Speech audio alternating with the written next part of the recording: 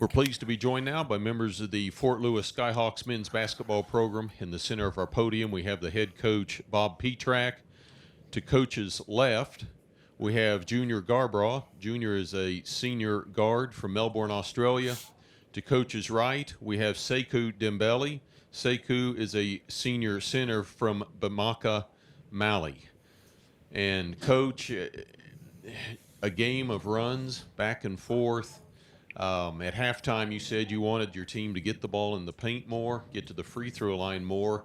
It appeared like that happened, but you just came up short in the end. No, I thought that was a great college basketball game, and I don't think anybody deserved to lose, but unfortunately someone has to lose, and that's sports. But congratulations to Colorado Mesa. They've had a heck of a season as well, and just incredibly proud of our program for the year we've had. It stinks to be short, but a lot to be proud of and a lot of great accomplishments this year for the Skyhawks. Sekou, we'll start with you. Coach's objective offensively was to get the ball inside, and that generally means you, as well as Braden Carter. You had some success tonight. I don't know if it was enough since you come up short, but talk about your play in the paint offensively. Like Coach said, we had to take advantage of the size inside, and get more, the ball in the paint, and I think we did a decent job, and I have some success in it, and, it was part of the game plan. And Junior, as a guard against Mesa, they spread the floor so well. Talk a little bit about the challenge defensively when they're able to spread it like they do. Just came up short. Didn't make enough plays the entirety of the game. We made plays in spurts, but when you play good teams, they consistently make plays throughout the game, and unfortunately we came up short, fought right to the very end. It was a tie game with seconds left, so just came up short. Credit to Mesa, and good luck to them going forward. Coach, you guys got down early once again, but once again you were able to fight back. What was the biggest difference, in the first half when I think you guys were down by about 9, and then you were able to retake the lead, midway through the second half? I just think it's a game of runs, and you're dealing with two of the very best teams in the country playing tonight. So they made some shots early, we made some shots. It's just, I don't really think there's too much of a difference, and we're trying to play our way, they're trying to play their way. They're good, we're good. That's it. Yeah, and it seemed like in the second half, especially, Samir had a nice run to really get you guys. I think it was a 6-point lead. What can you say about his play in that stretch in the second half? Yeah, I thought Mir had a really nice stretch. I thought he played a really good game today. We had a key turnover. We got up, I think, 6 or 7, had a key turnover, and then we had a play go down, didn't get a call, went back the other way. But it was just a really good college basketball game. That's really all I can say about it. Yeah, and you guys only 5 of 20 from 3-point range. What did you think of the shot selection from downtown tonight? I had no problem with any of the shot selection. Yeah. We didn't make, if we'd have made 6 or 7 of the 20, we win. We didn't. We made 5. But I thought the sharing of the ball, the execution, and I didn't think there was really too many bad shots at all, especially in the second half. So. Mm-hmm. And what exactly were you looking for on that, final play down 3? Wanted to get it into Obi, or we got it. Obi had a decent look at it. Didn't know, we didn't want to get it too low on the clock because they could foul. So some teams foul, under 5, under 3, under 7, whatever their, the way they do it is. And I thought we got a pretty good look. I don't know if Baskin tipped it or just challenged it good. It was just a little short. So if it goes in, we might still be playing, but it doesn't go in. So pretty good look by a really good player.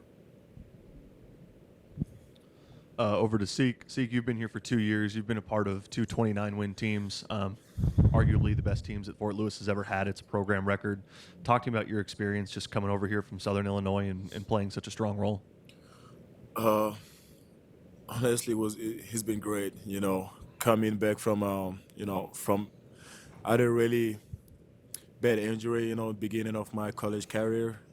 Take a little break, and coaches really trust me, give me another chance. Being part of two really great team. And I'm just grateful, honestly, for the opportunity. And you know, doesn't feel good really ending this way, but like, thank you, coach. Like, thank you for Lewis. Junior, similar question to you. You've been here for 5 years now. Like I said, to seek back-to-back 29-win teams, it's a program record. Arguably, there's no one that's given more to this program than you have in terms of commitment, effort, sacrifice, just over your 5 years.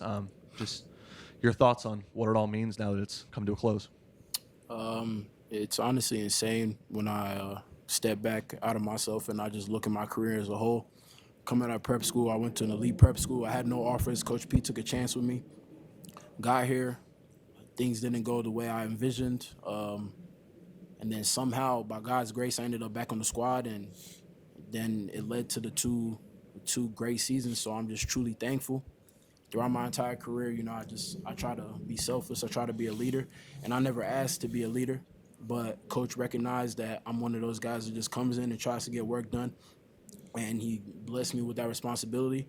And it was a tough challenge leading a group of new players, and I'm just thankful that everybody bought in and believed in me, believed in the coaching staff, believed in what we try to establish as a culture. So I'm just thankful for it all. And I just want to thank Coach P. I want to thank Coach Ty. I want to thank Coach Stape. I want to thank Coach Evans. I want to thank Travis. I want to thank Hayden. I really want to thank everybody that had an impact in my Fort Lewis career, truly. So just blessed to be in this situation. Unfortunately, it wasn't the outcome we wanted, but overall, just thankful for it all. Lastly, to Coach, we touched on it in the RMAC tournament. You've been here since the year 2000. First a player, then an assistant coach, last 9 years as head coach. Talking about the evolution of the program and especially these last 2 years and what these two players have done for it.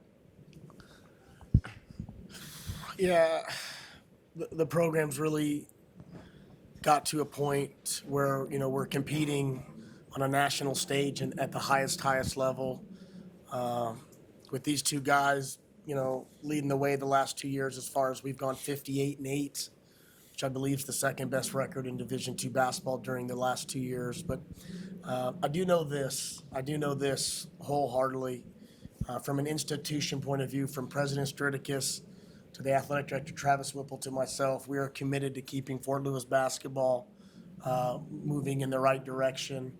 And as we'll deal with the pain of this loss, and then we'll quickly start to build for the future. We talk about it in our program a lot as far as building on the past and building on the tradition of the past. My early years where we had some real success in RMAC championships, and then these last 2 years where we had 2 championship seasons. So we got to build on it, knowing that the people are in place to build on it with. And the best way to honor all the past players is to continue to push the program forward and push the program forward. And that's what we'll be very committed to doing and making sure we're back in these type of situations with a chance to continue to compete for regional champions and national championships.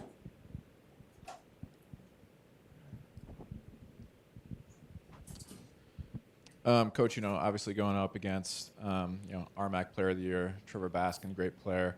You guys, it seems like you switched up how you sent some double teams into the post throughout the game. I'm curious, how you think the effectiveness was tonight against him and your doubles. Well, I thought we got him in rotation a few times. Some of it just comes down to does the player make a contested shot? So if they make a contested shot, the double was not good.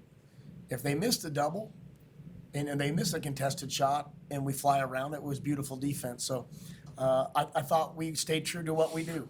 That's who we are. That's why we're a top 5 team in the country. We're 29-4, doing things the way we did them.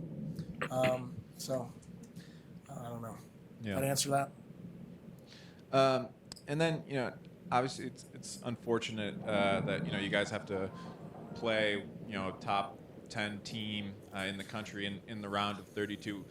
Ideally, would you like to see some sort of, resetting of the Division II NCAA basketball landscape similar to Division I to make it more of a national tournament, not just regionally? I think I would speak for all Division II coaches that we'd like to see it more like the Division I tournament. I don't think there would be any coach in the country that would be like, no, no, no. But it's not, and this is what it is. And these games are great. That was a great college basketball game. I'm sure the game behind us will be a good game. So, would we like it the other way? Yeah, but will we pout or blame it? Nah, no, we won't. That's just not who we are. So, that's until it's different. We'll just be prepared to play. The teams in the LSC and the RMAC teams, and continue to build teams that we think can not only compete in our league but also can win games in the regional. Well, gentlemen, we appreciate your time. 58 wins over 2 years. You've certainly left your mark. Thank you. Thank you. Thank you.